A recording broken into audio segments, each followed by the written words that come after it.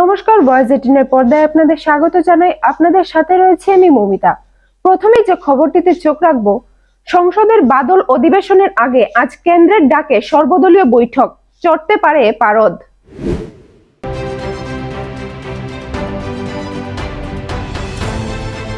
20 জুলাই বৃহস্পতিবার শুরু হচ্ছে সংসদের বাদল অধিবেশন। তার আগে বুধবার একাধিক বিষয় নিয়ে আলোচনার জন্য সর্বদলীয় বৈঠক ডাকল কেন্দ্রীয় সরকার। বৈঠকে উপস্থিত থাকবেন প্রধানমন্ত্রী নরেন্দ্র মোদী। সূত্রের খবর, এবারের অধিবেশনে 21টি বিল পেশ করতে চলেছে সরকার পক্ষ। নতুন বিলগুলোর মধ্যে রয়েছে দিল্লির ক্ষমতা নিয়ন্ত্রণ সংক্রান্ত মোদী সরকারের অধ্যাদেশ বিলটিও। সর্বদলীয় বৈঠকে দিল্লি ও মণিপুর প্রসঙ্গ চড়তে পারে উত্তেজনার পারদ। যদিও সংসদের যে কোনো অধিবেশন শুরুর প্রাক্কালে সর্বদলীয় বৈঠক একটি প্রথাগত গেট টুগেদার। নিয়ম অনুযায়ী বৈঠকে প্রধানমন্ত্রীর উপস্থিতিতে কেন্দ্রীয় মন্ত্রীদের সামনে বিভিন্ন দল বিভিন্ন ইস্যু তুলে ধরে। মনে করা হচ্ছে দিল্লি মণিপুর মূল্যবৃদ্ধি সহ একাধিক প্রসঙ্গ উঠে আসবে মন্ত্রী ও সাংসদদের এই সৌজন্য বৈঠকে।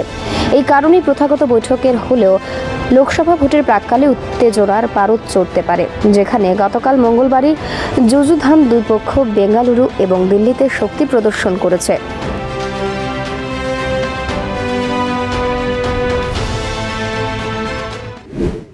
यही तो इस देश की खूबसूरती है कि अलग अलग प्रांतों से आने वाले, अलग अलग भाषा से, अलग अलग संस्कृति से आने वाले लोग भी एक झंडे के नीचे, एक छतरी के नीचे आ गए।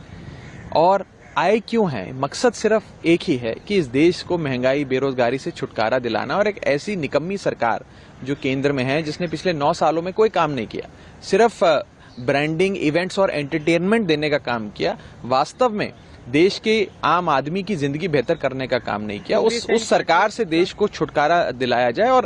और जो मोटे मोटे तौर पे आप देखिए, जो भी 27-28 दल साथ आए, जिनका एक अलायंस बना है जिसका नाम इंडिया है, Indian national developmental inclusive alliance. ये अलायंस देखकर बीजेपी इतना घबरा गई है, इतना डर गई है कि वो बीजेपी जिसने 2014 से लेकर 2023 तक पिछले 9 सालों में एनडीए की एक भी बैठक नहीं बुलाई, वो मजबूर हो गई बैठक बुलाने के लिए।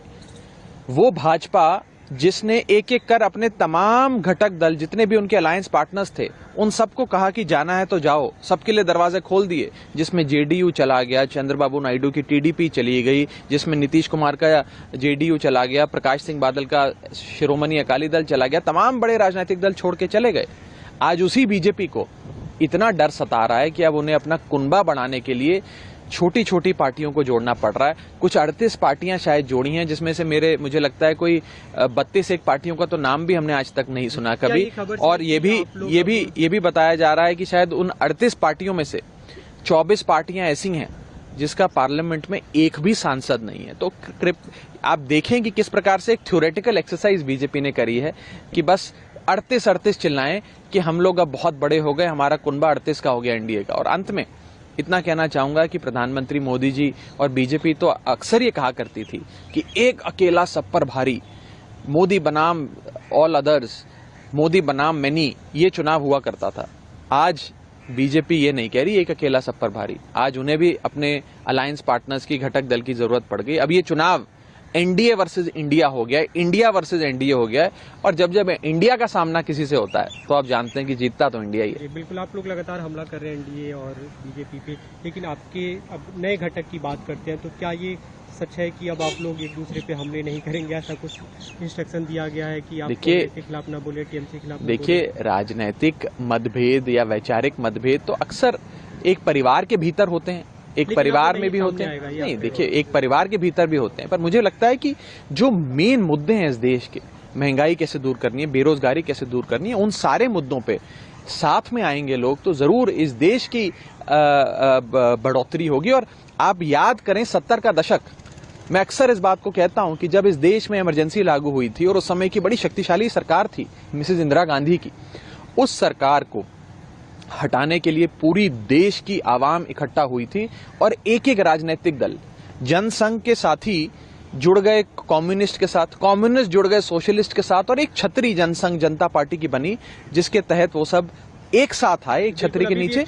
और मिसेस गांधी को हार का सामना करना पड़ा था। तो मैं आज 1970 के दशक का जो हमने राजनीतिक पूरा प्रकरण देखा, उससे एक पैरेलल ड्रॉ करते हुए आज आपको 2024 के लोकसभा चुनाव का एनालिसिस करने के लिए जरूर आह्वान करूंगा। हमने देखा वहाँ पे कांग्रेस के ट्विटर हैंडल से अरविंद केजरीवाल के वीडियो शेयर हुए, तो अब इस पे सहमति है कि आप लोग एक दूसरे के खिलाफ ना बोलेंगे, बयानबाजी नहीं होगी? मैं कई बार आपके इस सवाल का जवाब दे चुका हूं जो आप चौथी पांचवी बार पूछ रहे हैं। हाँ, कोई बात नहीं, मैं जवाब देना मेरा काम है, सवाल पूछना आपका काम है।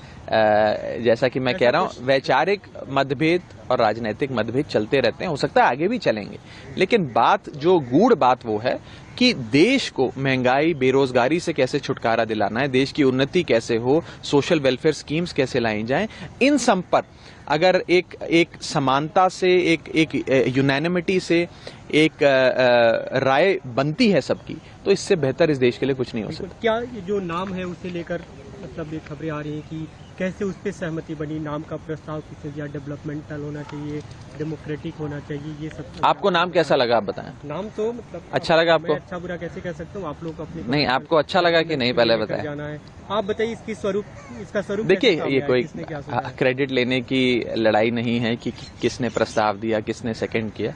मैं उस विषय पे ना जाते हुए ये कहूंगा कि बेहतरीन नाम है और इसमें देश का हर एक नागरिक समाता है और इससे बेहतर नाम शायद हो नहीं सकता था। और मुझे लगता है कि जब हिंदुस्तान का, इंडिया का मुकाबला किसी से हुआ है तो इंडिया हमेशा जीता है, क्योंकि सत्य हमेशा इंडिया के साथ खड़ा है। तो मुझे ये विश्वास है कि 2024 के चुनाव में भी चक दे इंडिया हो जाएगा और इंडिया जीतेगा। कोई भी रिसर्च होता है, कोई भी खोज होती है तो आविष्कारक का नाम सामने आता है। हम वो आपसे जानना चाहते हैं। नहीं, मैं कतई भी इस क्रेडिट वॉर में नहीं पढ़ना चाहूंगा। मुझे लगता है कि अब एक प्लेटफॉर्म पे साथ आए हैं, जिसने नाम दिया है, जिसने उसको सेकंड किया, सबकी सहमति से तय हुआ है और बेहतरीन नाम है। और इस नाम से बीजेपी घबराई हुई है, डरी हुई है। और मैं आपको एक और चीज बताना चाहूंगा कि इस नाम के अंदर इस देश के हर प्रांत का, हर भाषा का, हर संस्कृति का एक प्रकार से सम्मेलन सा होता है और बेहतरीन नाम है, जिसे देखकर एनडीए बिल्कुल घबराया हुआ है और मुझे लगता है कि इंडिया ही जीतेगा 2024 में भी। प्रधानमंत्री ने कल एनडीए की मीटिंग में कहा कि ये लोग सभी विपक्षी दल एक साथ मतलब साथ नहीं आ सकते और उन्होंने भी कहा कि मैं ये एश्योर करता हूँ कि मैं जो एक तरह से हार्ड वर्क कर रहे हैं, मेरे शरीर का हर कण, हर समय का हर क्षण देश को समर्पित है।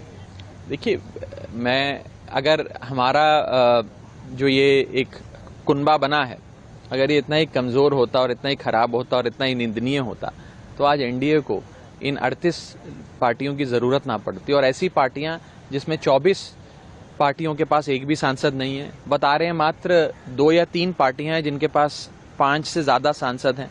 चुनाव ये केंद्र का लड़ने चढ़े हैं, लेकिन सांसद इनके घटक दल में है ही नहीं। तो मुझे लगता है कि एक थ्योरेटिकल एक्सरसाइज बीजेपी कर रही है और डरी हुई है एनडीए से। एनडीए डरा हुआ है इंडिया से कि कहीं ये इंडिया वाले जो हैं ये आगे ना निकल जाएं दौड़ में। अभी इसकी शुरुआत तो काफी अच्छी दिख रही है और वहाँ पे जो सबसे अच्छी तस्वीर आई आपने, जब आप और केसी वेणुगोपाल जब गले मिले, वो वीडियो काफी सबने देखा। लेकिन जब क्या वैसी ही तस्वीर रहेगी जब पंजाब और दिल्ली में सीटों को लेकर चर्चा होगी, कौन कितनी सीट? अभी उस विषय पे कोई चर्चा नहीं हुई है। कई सारे बिल्कुल होने हैं। देखिए, अभी आज आपको इस अलायंस के नाम से अवगत कराया गया है। धीरे धीरे क्या इसका स्वरूप होगा, चाहे सीटों की बात हो, मुख्य मुद्दों की बात हो, कहां पे कैसे चुनाव प्रचार होगा, ये सारी चीजें जो हैं ये अगले फेज में जरूर तय करी जाएंगी और जैसे जैसे तय होंगी आपको इससे अवगत कराया जाएगा।